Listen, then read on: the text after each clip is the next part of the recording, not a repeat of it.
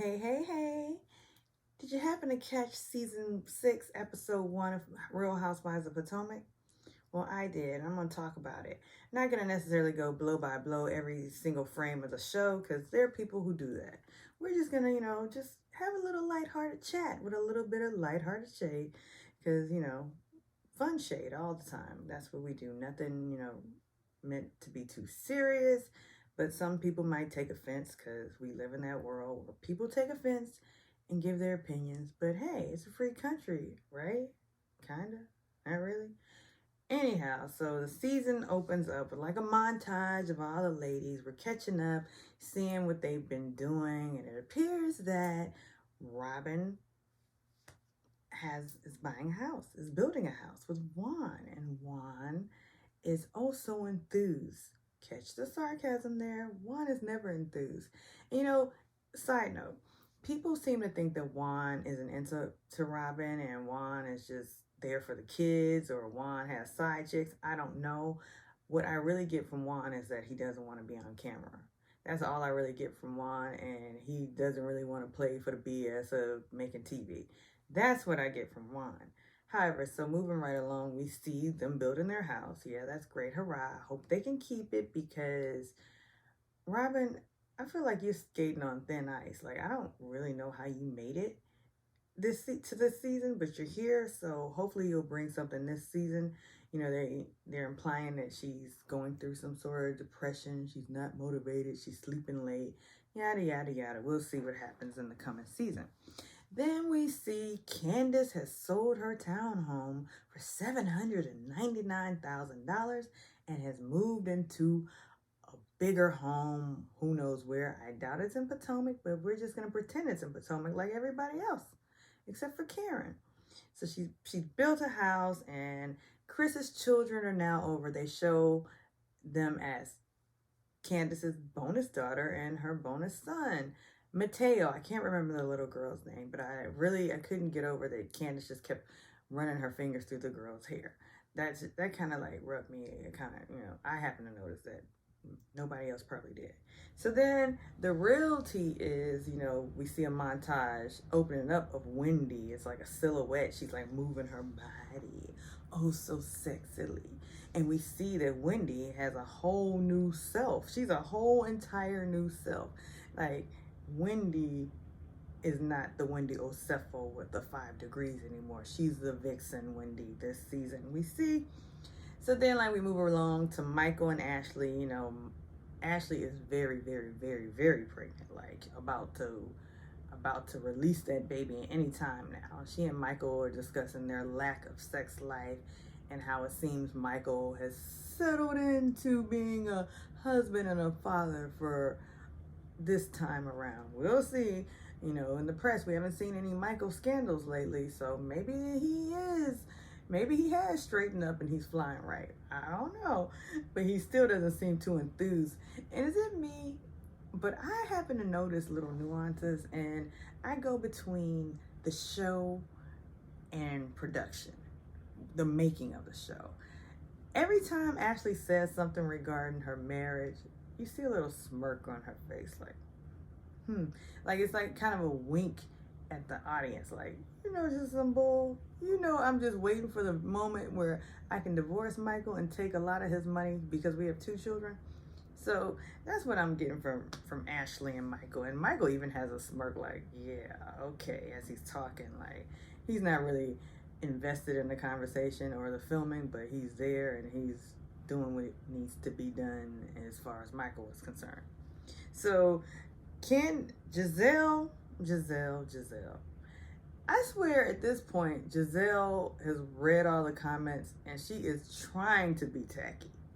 Like, Gizelle in this shiny blazer with the shiny shirt that was a few hues lighter than the shiny blazer. It's like she is church lady realness, circa 1995. And it was dated back then. So we find out that Chris and Candiace, Gizelle and Candiace is talking about Chris. Well, what's Chris doing? Because, Gizelle comes over to see the house. And Chris is selling food online or something. So like everybody else selling food, you don't have a restaurant, but you're selling food out of your house basically, or using a commercial kitchen. I hope for his sake, but so there, tackiness. So they all get these messages from Wendy, and it's her nude illusion or alluding to nude or something like no nude interludes. My bad. Interludes invitation, and Robin's like, couldn't she just call and invite us? Like for real, like Wendy, you're doing the most just to reveal what you're gonna reveal, and we know it's your new body. You're a new persona. She's like, I am no longer Wendy with 5 degrees. I am sexy, happy Wendy. So I'm gonna jump to it. So we see everybody arriving, and here's the thing. Gizelle and Robin arrived first. Can you believe that? Robin arrived first at the house, and Wendy's not there to greet him, and Gizelle always has some shade to throw. And the thing about Gizelle's shade is it's not fun shade. It's just nasty. It's not funny. It's just nasty. Where is she? Where is she? Looking around. And it's like she's trying to make a moment, as they say, but it's not interesting. But yeah, she gets by season after season with these lame interviews, these lame looks, and just being lame all around. And it's not funny. And she's trying to do what Nene was doing season 1. All right, honey. Like, come on, Gizelle. That's not who you are. I get it. You are doing what you think needs to be done, but that's not it. It's not funny. You don't have the natural gift, in my opinion. And I know I usually have the opposite opinion. I'm usually opposite of everyone. But hey, it's usually an unpopular opinion. I just don't think Gizelle does good shade. So finally, Wendy comes down. She looks over the balcony, with her bronze dress. I will say that Wendy has her colors down. Like she has on this bronze, and she has a hint of bronze and caramel highlights in her wig. So I mean, I think Wendy's looking good. Actually, I think Wendy saw what she looked like last season and said, this not happening. This isn't happening next year. You're not gonna make fun of my edges. You're not gonna make fun of my makeup. You're not gonna make fun of my degrees. I am new Wendy. So she comes down, and so then we cut to Karen in the car with the new girl Mia. Mia, listen, I'm just gonna say it like this. I'm not feeling Mia already. I tend to not like the girls who seem like they've created this personality, this cutesy personality. Yes. But Karen says Mia's a boss. She owns several of those joint chiropractic franchises. So that's cool. I'm all for women owning their own thing, women empowerment. Yay. So they finally get there. They sit down. Oh, Ashley arrives so pregnant in her hunter riding rain boots. She arrives and she sits down, kind of waddling in, but she looks good pregnant, so I give her that. And then finally, they all sit down. Mia introduces herself, and let me just say, Mia said her husband is 68, is 38 years older than her. So they were like, so that makes you 30? No, I'm 36. Well, then that would make, no, she said, no, he's 30 years. No, 32 years or something. The math wasn't mathing.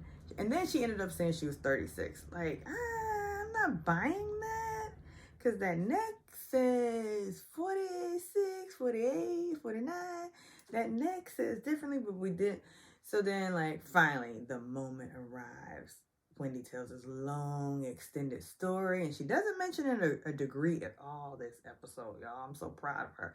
She learned, but she did not learn not to be long-winded. And Gizelle's like, Wendy, land the plane. And can I just say that look when Gizelle said land the plane was one of her best looks.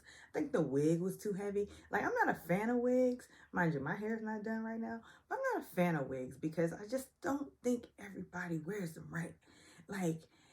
if you're gonna wear a wig, make sure your hair is smooth underneath so the wig can sit on your head. Like, there's so many lace front videos out there. And the person who I think does the wig look best is Portia. I think Portia does the wig look best because, I mean, though you know it's an obvious wig, it it blends on her well. Like, it sits on her head well. Maybe because she doesn't have a lot of hair in there. Maybe she's not like doing that cornrow that everybody's doing that actually adds an extra bump to it. I don't know. I don't know wig culture, and that's not what we're here for. But I think Gizelle looked good in that interview confessional look with that kind of asymmetrical blondish wig, and she had on blue. That was the best she's looked in a long time. So she's like, Wendy, land, and I'm like, Dina, land the plane, get back to it. Okay, so Wendy finally reveals, I'm doing Wendy. I'm gonna do Wendy for me, and I reveal to you happiness. And everybody's like, you got a boob job? That's it? That's all you're telling us? A boob job? That's all you got done, Wendy? Yeah, Wendy, your face looks a little bit different. The angles are looking a little bit different, but people can always use the excuse of contouring. That's what they use now. I didn't get any work done. It's contouring, honey. Yeah, but Wendy, we all know your behind was flat as a pancake. As someone with a flat behind myself, I always noticed the other black girls with flat behinds, and Wendy, that was you. And now you have a minor donk. So why can't you just admit that? You admitted you got a boob job. You're like, I got tweaks. No, you had a whole overhaul of you, Wendy. And it's not a bad thing. It just concerns me that season after season on each show that every year people, it's like they look at themselves on TV and they don't like what they see and they get work done. They like, it's a nose job. Candiace got a nose job. And what's with Candiace's nose? Like, I go back to season 1, it seems like she has a bigger nose. It's like it's raised and her nostrils are bigger. But like, I don't think she needed that. Like, if anything, you needed better styling. Like with Nene, I don't think Nene needed a nose job. She just needed better makeup and better styling. But hey, I can't tell people how they should feel inside about how they look, how they look. Because, you know, I have some insecurities about my looks as well. So I can't judge them, but it's just like, it's just disappointing to me that people change themselves. They change what the creator has given them versus enhancing what the creator has given them. They just say, I'm gonna cut it because I don't like what the creator gave me. I don't like my mama's jeans, my daddy's jeans. I'm gonna get Michael Jackson's jeans. So, I mean, so Wendy reveals these new breasts. Okay, cool. So then they proceed to the dinner table. And the new girl, in new girl fashion, has to say something that's shocking. You know, like, I've had everything done. I've had my nose done. I had my chin done. I had my boobs done. I had my clit done. They're like, say what? Clit? Mia, I just met you, and I don't ever want to know about your vagina, Gizelle says. But it's like, every Housewives franchise, they always have to go into this spiel about vagina rejuvenation on some level. Okay. Or they always have to make sure it's known that they're highly sexual. We get it. But I'm not really feeling this new girl yet. I don't, she's just reading very plastic and superficial to me, with the old husband, to each his own.